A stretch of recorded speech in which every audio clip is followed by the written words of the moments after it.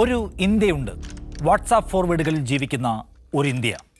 അവിടെ നരേന്ദ്രമോദി ലോകരാഷ്ട്രങ്ങളെ നോട്ടം കൊണ്ടുപോലും ഭയപ്പെടുത്തുന്ന ധീര നേതാവാണ്. 56 ഇഞ്ച് നെഞ്ചളവുള്ള അതിധീരൻ. ഇന്ത്യക്ക് ആര് വെല്ലുവിളി ഉയർത്തിയാലും ഉടൻ തിരിച്ചടിക്കുന്ന പ്രതാപശാലിയായ നേതാവ്. പക്ഷേ പിന്നെയും ഒരു ഇന്ത്യയുണ്ട്, യഥാർത്ഥ ഇന്ത്യ. അവിടെ ഇന്ത്യൻ നാവികർ അമേരിക്കൻ ആക്രമണത്തിൽ കൊല്ലപ്പെടുമ്പോൾ മുൻപ് പറഞ്ഞ പ്രധാനമന്ത്രി മൗനവാത്മീകത്തിലേക്ക് ഊളിയിടും. ഇന്ത്യൻ പൗരന്മാരെ ചങ്ങലക്കിട്ട് സൈനിക വിമാനത്തിൽ കൊണ്ടുവരുമ്പോൾ ഞങ്ങൾ ആശങ്ക അറിയിച്ചിട്ടുണ്ട് കേട്ടോ എന്ന് ദയനീയമായി പറഞ്ഞ് മുഖം കുനിച്ച് മറയും. ഇന്ത്യൻ സമ്പദ് വ്യവസ്ഥയെ ബാധിക്കുന്ന ഏകപക്ഷീയ തീരുവകൾ ഏർപ്പെടുത്തപ്പെടുമ്പോൾ അതിൻ്റെ കെടുതികളാകെ ഏറ്റുവാങ്ങിക്കൊണ്ട് ട്രംപിനൊപ്പം നിന്ന് അപഹാസ്യമായി ചിരിക്കും. കെടുതികളിൽ മുങ്ങിപ്പോകുന്ന മനുഷ്യർ നേതൃധീരതയ്ക്കായി നിലവിളിക്കുമ്പോൾ നമ്മുടെ പ്രധാനമന്ത്രി വിദേശ നേതാവിനൊപ്പം മിഠായി പങ്കുവെക്കുന്ന ഇൻസ്റ്റഗ്രാം റീലിട്ട് നാടിനെ പുച്ഛിക്കും. എന്നാലും ഉണ്ടാവും ധീരോദാത്തൻ അതിപ്രതാപ ഗുണവാൻ നീണാൾ വാഴട്ടെ എന്ന് അലമുറയിടുന്ന ഒരു കൂട്ടം ചുറ്റും. നാം എങ്ങനെ മറികടക്കും ഈ അന്ധ ഭക്ത ദുരന്തത്തെ? സത്യത്തിൽ നാം പരസ്യമായി അപമാനിക്കപ്പെടുമ്പോഴും കൊല്ലപ്പെടുമ്പോഴും അതിനെതിരെ മിണ്ടാൻ നരേന്ദ്രമോദിയെ ഭയപ്പെടുത്തുന്ന തടയുന്ന ആ ഘടകം എന്തായിരിക്കും? സ്വാഗതം നിലപാടിലേക്ക്.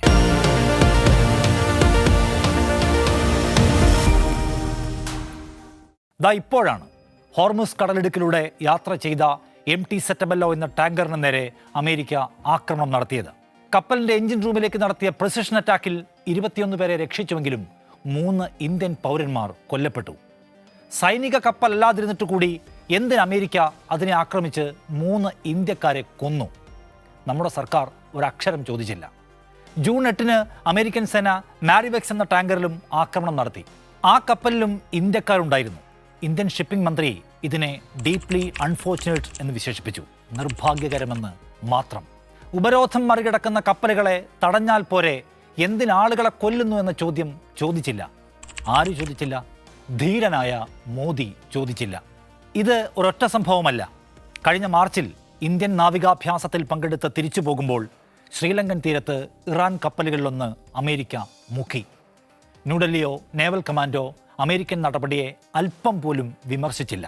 ഇന്ത്യൻ നേവി ഇന്ത്യൻ മഹാസമുദ്രത്തിൻ്റെ കാവൽക്കാരെന്നാണ് മോദി ഒരിക്കൽ പ്രസംഗിച്ചത്. സത്യമാണത്. പക്ഷേ ഇപ്പോഴത്തെ യാഥാർത്ഥ്യം എന്താണ്? ഇന്ത്യ ക്ഷണിച്ചു വരുത്തിയ അതിഥി കപ്പലുകളിലൊന്ന് ഇന്ത്യൻ ജലത്തിന് സമീപം മുങ്ങിയപ്പോൾ രക്ഷിക്കാൻ പോലും ഇന്ത്യ തയ്യാറായില്ല. ശ്രീലങ്കൻ നേവൽ കമാൻഡാണ് ആ ജോലി ഏറ്റെടുത്തത് എന്നോർക്കണം. കഴിഞ്ഞ വർഷം ഫെബ്രുവരിയിലാണ് ഇന്ത്യൻ കുടിയേറ്റക്കാരെ കൊടും ക്രിമിനലുകളെ പോലെ ചങ്ങലയിൽ ബന്ധിച്ച് സൈനിക വിമാനത്തിൽ പഞ്ചാബിൽ കൊണ്ടുവന്നിറക്കിയത് അമേരിക്ക. മെച്ചപ്പെട്ട ജീവിതം തേടിപ്പോയ 100 കണക്കിന് മനുഷ്യർ ചങ്ങലകൾ കൊണ്ട് ബന്ധിക്കപ്പെട്ട് അമേരിക്കൻ സൈനിക വിമാനത്തിൽ ദേശഭ്രഷ്ടരായി തിരിച്ചെത്തി. അവരുടെ അന്തസ്സിന് ഒരു വിലയും ഉണ്ടായിരുന്നില്ല. പൗരന്റെ മാനത്തിന് മൂല്യം കാണേണ്ട സർക്കാർ എന്തു ചെയ്തു? പതിവ് പോലെ ആശങ്ക അറിയിച്ചു എന്ന് പറഞ്ഞു.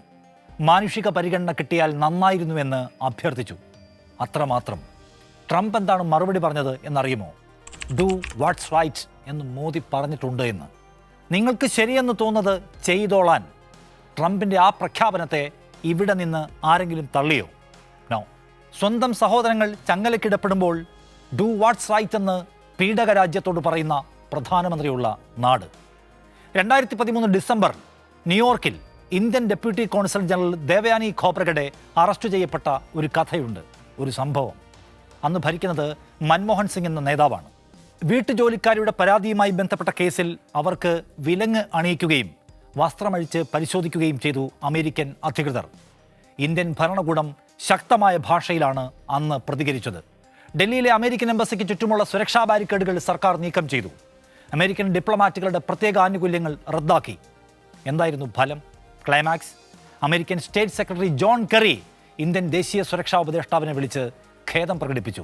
ഇന്ന് 56 ഇഞ്ച് നെഞ്ചളവുള്ള ഒരു ശക്തനായ നേതാവ് ഭരിക്കുന്ന ഇന്ത്യ, അതേ അമേരിക്ക 100 കണക്കിന് ഇന്ത്യക്കാരെ ചങ്ങലക്കിട്ട് കൊണ്ടുവരുമ്പോൾ മുഖമുയർത്താൻ കഴിയാതെ ചൂളി നിൽക്കുന്നു.